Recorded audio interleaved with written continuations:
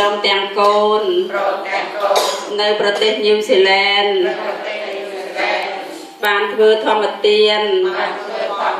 គម្ពីរកម្ពុជាសូរិយាមួយចប់ចំនួន92ភាគនិងគម្ពីរពុទ្ធចក្រមួយចប់ពន្លឺពុទ្ធចក្រព្រមទាំងទូលតម្កល់មួយព្រមទាំងសៀវភៅសិក្សាផ្សេងព្រមទាំងបរិខាទាំងឡាយ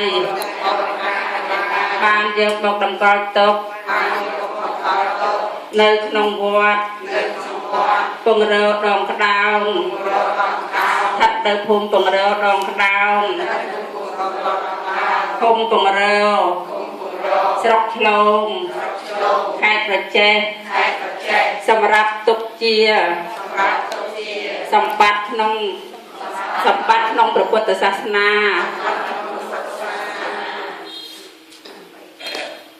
ដើម្បីជាប្រយោជន៍ដល់ការសិក្សារៀនសូត្ររបស់បព្វជិតនិងក្រហមដែលមានសេចក្តីជ្រះថ្លាក្នុងការសិក្សាបាននៅសតិបញ្ញាដឹកនាំជីវិតបាននៅសេចក្តីសុខសេចក្តីចម្រើនក្នុងការក្នុងការបច្ចុប្បន្នផងក្នុងការអនាគតផងអង្ការជាអង្វែងទៅឡងហើយបុណ្យកុសលនេះក៏សូមឧទ្ទិសបុណ្យកុសលជូនធម្មទាននេះជូនដល់គ្រូឧបជាយាចាមេតិកាមេតាបិតាយតិកាទាំង7សន្តាននិងញាតិក្នុងសង្សារវត្តទាំងអស់សូមបាននូវសេចក្តីសុខសេចក្តីចម្រើនតទៅផងសូមអនុមោទនាទាំងហើយនៅក្នុងនេះក៏មាននៅភាសិតរបស់អ្នកប្រាជ្ញជាច្រើនដែលព្រះមហាជយៈបណ្ឌិតោលំសវណ្ណលោកមានសេចក្តីជ្រះថ្លាក្នុងការដកស្រង់មកមានអំពីភាសាបរទេសភាសាខ្មែរអ្នកប្រាជ្ញខ្មែរយើងជាដើមមានសម្ដេចសង្ឃរាជជួនណាអ្នកប្រាជ្ញផ្សេងៗជាច្រើននឹងយកមកប្រគេនពីនៅក្នុងពេលនេះដែរគណៈសូមអរគុណនិងអរគុណហើយនៅក្នុងទីនេះក៏មានបន្ទូលគុណចាស់ថានៅក្នុងនេះមានតម្លៃទូចំនួន$130ហើយមានបវរណាបច្ច័យ4ប្រឧបជា100000ប្រឧបជា10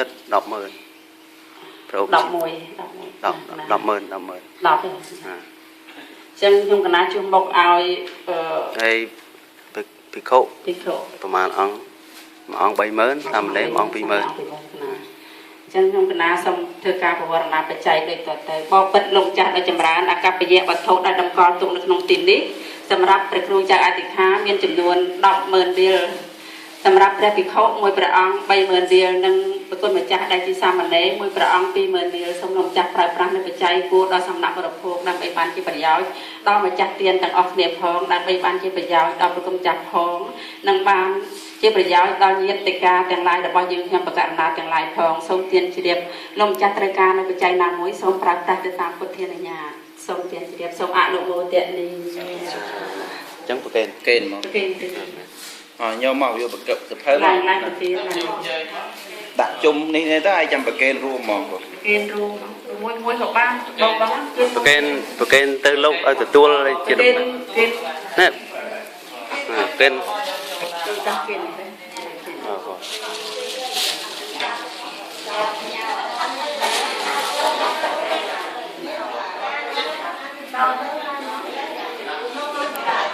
ធ្ងន់ណាស់វងណាខ្ញុំប្រមូលទៅភើមកយ៉ាង